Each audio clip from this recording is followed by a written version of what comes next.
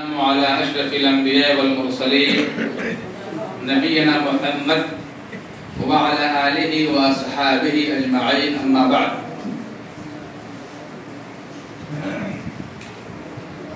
سامعین کرام،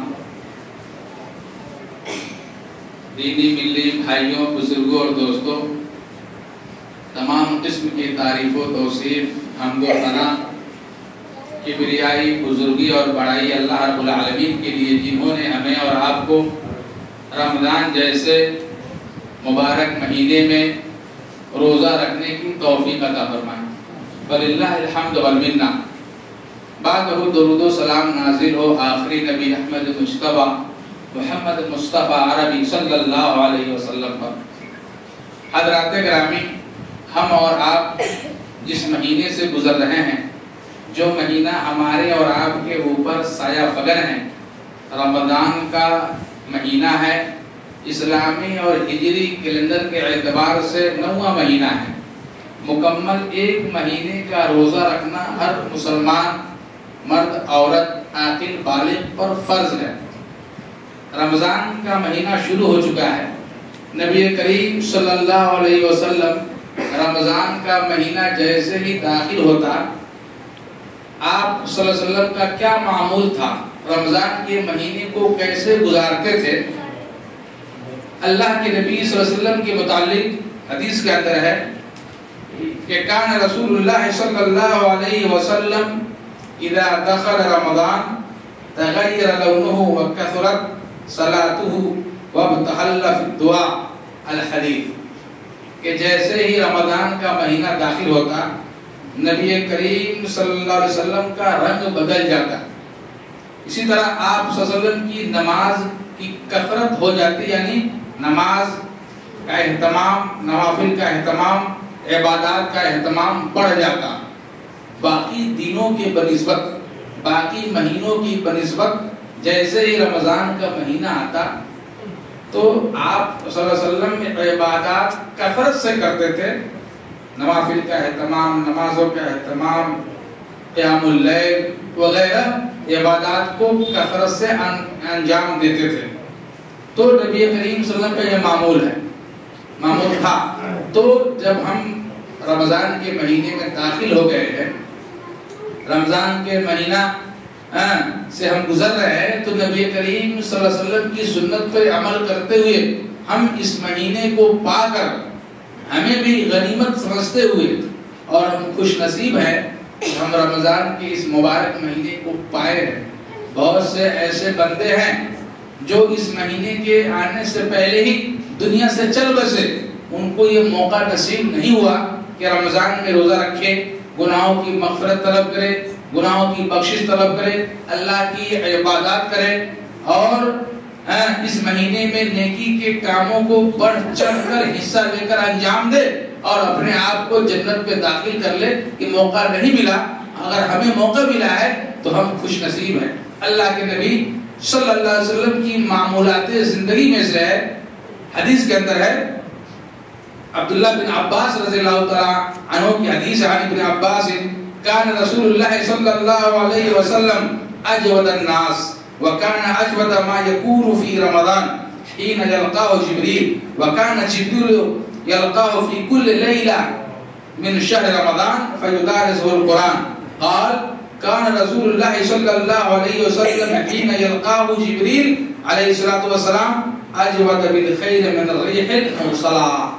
کہ نبی کریم صلی اللہ علیہ وسلم عام طور سے خیر اور بھلائی کے کاموں میں بڑھ چڑھ کر حصہ لینے والے تھے. سخاوت کے معاملے میں، عبادات کے معاملے میں، خیر اور بھلائی کے کاموں میں بڑھ چڑھ کر حصہ لیتے تھے. اور خاص طور سے رمضان کا مہینہ جب آتا تو آپ صلی اللہ علیہ وسلم اور ہی زیادہ عبادات، بھلائی کے کام اور سخاوت کے معاملے میں بڑھ چڑھ کر حصہ لیتے تھے.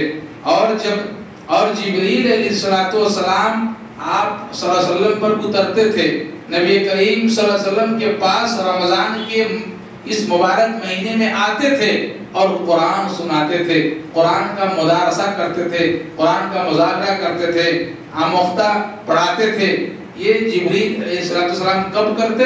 اسی ماہ مبارک میں کرتے تھے. تو نبی کریم صلی اللہ علیہ وسلم کی معمولات زندگی میں سے یہ بھی ہے کہ فرشتے آپ کو قرآن پڑھاتے تھے. اس لیے رمضان کا رشتہ قرآن سے ہے. اللہ تعالیٰ نے قرآن سے متعلق فرمایا شہر رمضان الذی انزل فیہ القرآن، کہ یہ رمضان کا وہ مہینہ جس میں قرآن کو اتارا گیا.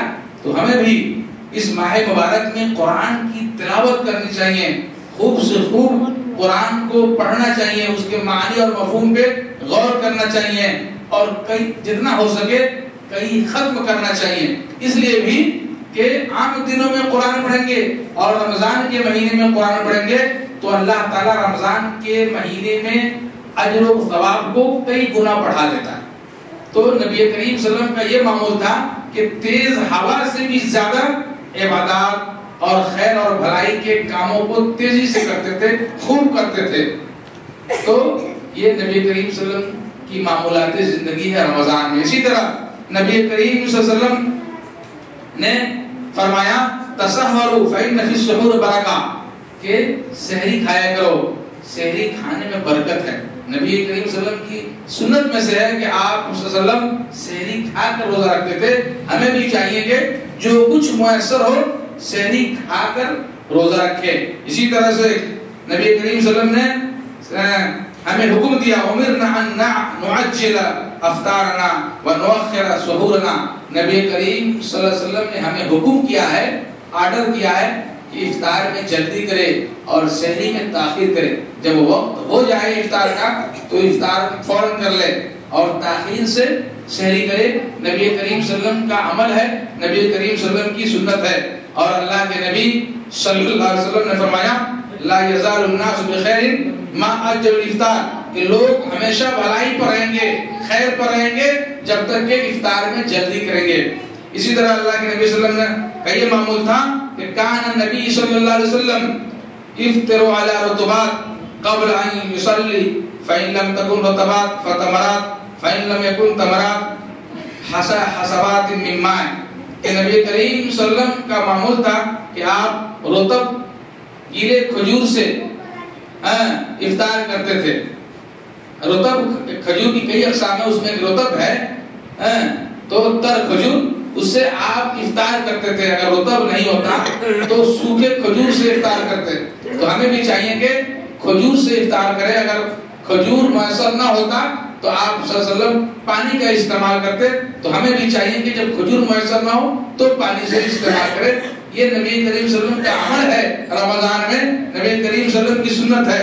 اسی طرح اللہ کے نبی صلی اللہ علیہ وسلم نے فرمایا اذا افطر احدكم فليفطر على تمر فإنه بركة فإن لم يجد فليفطر على ماء فإنه طهور. یہ تم میں سے ہر ایک کو چاہیے کہ کھجور سے افطار کرے، اور اگر کھجور میسر نہ ہو تو پانی سے افطار کرے. کھجور سے افطار کریں گے تو برکت ہے، پانی سے افطار کریں اگر کھجور نہ ہو، اس لیے کہ پانی پاک ہے. تو یہ نبی کریم صلی اللہ علیہ وسلم کا معمول تھا رمضان کے مہینے میں. ہمیں بھی چاہیے کہ رمضان کے دنوں میں نبی کریم صلی اللہ علیہ وسلم کی سنت کو فالو کریں، ان کی زندگی طریقے کے مطابق ہم رمضان میں روزے رکھے اور دیگر اعمال کو انجام دے تاکہ اللہ کے ہاں قابل قبول ہو. اللہ تعالیٰ سے دعا ہے کہ اللہ تبارک و تعالیٰ ہمیں رمضان کے اس مبارک مہینے میں نبی کریم صلی اللہ علیہ وسلم کے طریقے پر عمل کرنے کی توفیق عطا فرمائے. نبی کریم صلی اللہ علیہ وسلم کی سنت کے مطابق ہمیں ماہ مبارک میں عمل کرنے کی توفیق عطا فرمائے. وصلی اللہ علی نبینا محمد وعلی آلہ وصحابہ اجمعین. والسلام علیکم ورحمۃ اللہ وبرکاتہ.